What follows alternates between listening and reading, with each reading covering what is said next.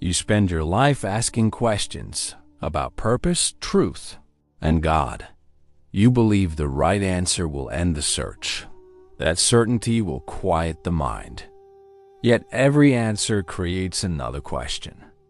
Rumi saw this endless movement as the trap itself. He asked not what to seek, but who is seeking.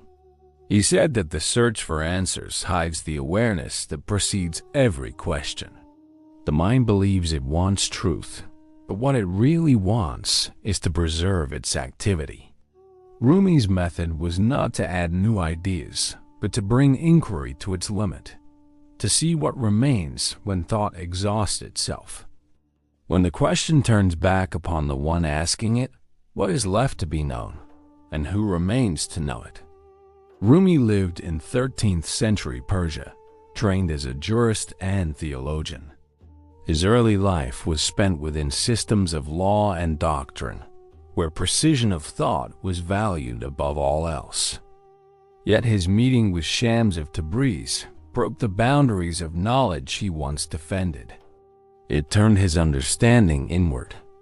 Rumi no longer sought truth as information, but as transformation. What had been an intellectual pursuit became a path of dissolving the questioner himself.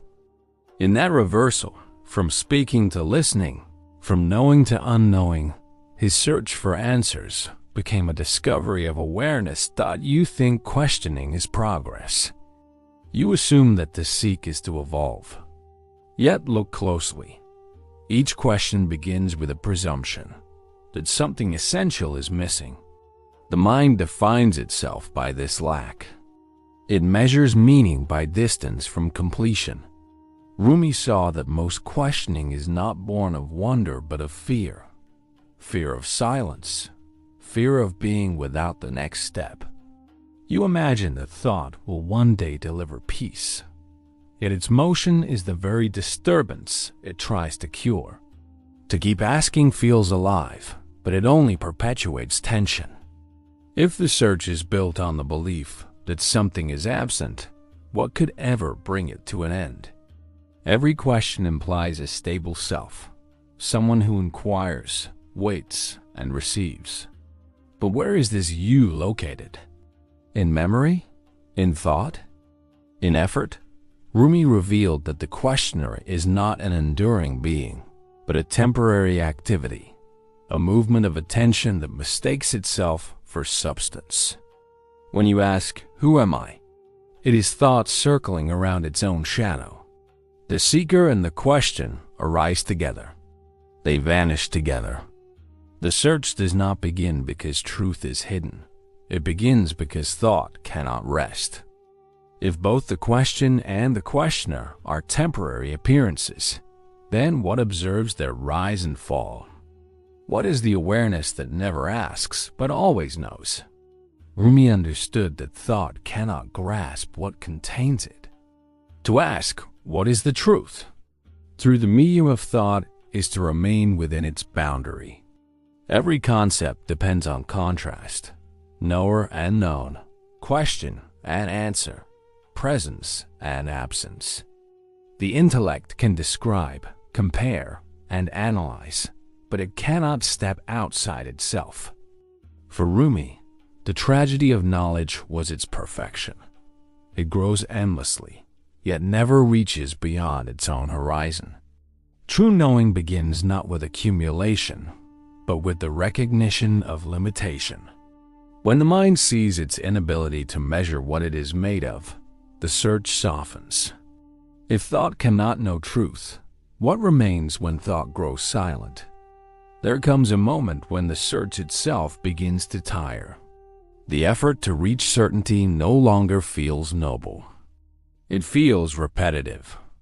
Rumi called this fatigue sacred, the exhaustion that precedes awakening. It is the point when inquiry starts to question its own necessity. Instead of asking what to find, you begin to ask why the search must continue. The energy that once reached outward turns inward, observing itself. The searcher becomes the searched. The chain of questions breaks. You realize that what you have been pursuing may never have been elsewhere. When the need to know dissolves, what takes its place? For Rumi, unknowing was not a deficiency, but a realization, the mind's acknowledgement of its own boundary. To remain unknowing is to stop forcing truth into concepts. It is not confusion. It is clarity without definition. The intellect resists this stillness because it cannot dominate it. Yet Rumi taught that in this surrender, intelligence is purified. The absence of answers does not mean the absence of understanding. It means understanding has shifted from description to presence. When nothing is left to conclude, awareness begins to reveal itself as what was constant all along. If wisdom no longer depends on certainty, what then is there to defend? When questioning ends, there is no final statement waiting to be found. What appears instead is the absence of the questioner. The one who searched dissolves into the field of awareness that had always been observing. Rumi described this as union, not between two things, but the falling away of division itself. The knower, the known, and the act of knowing merge into a single condition. You no longer ask. You simply are. This is not the loss of thought, but the end of its tyranny. When the seeker vanishes, nothing is gained, only the realization that nothing was ever missing. Rumi's method was not an escape from thought, but its transformation. He urged his students not to suppress questioning, but to follow it completely, to let it reveal its own limits.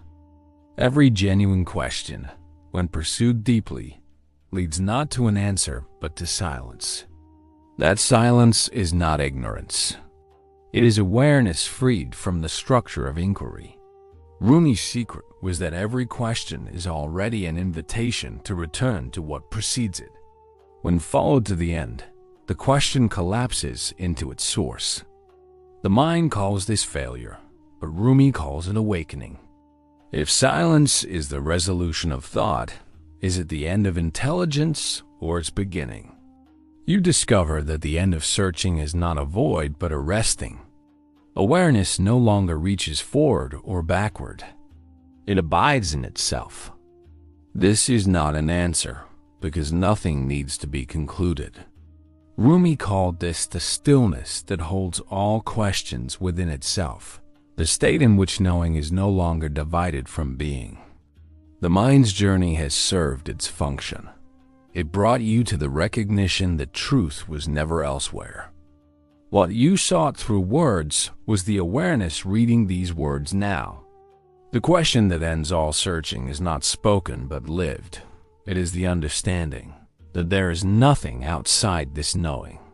What more could be asked when you are what you sought? After the silence comes a quiet integration. You see that life continues. Thought, movement, choice, but none of it belongs to a separate seeker anymore. The mind still asks practical questions, but the existential hunger has ended. This is not withdrawal from the world, but freedom within it. Rumi's method does not destroy thought. It frees it from self-reference. You no longer seek to secure meaning. You let meaning reveal itself in the act of being. The inquiry remains, but its center has vanished. Without the idea of a seeker, even the smallest thought becomes transparent. What remains to be pursued when the one who pursued it is gone? You began with questions about purpose, truth, and God. You believed the right answer would end uncertainty. But Rumi showed that what needed to end was not uncertainty, but the illusion of the one who resists it. The question that ends all searching is not a question about the world, but about the questioner himself. When you turn attention inward, the movement of seeking dissolves into awareness. Nothing new is found. Only the unnecessary effort disappears. The path has always been circular. every question leading back to the silence from which it arose.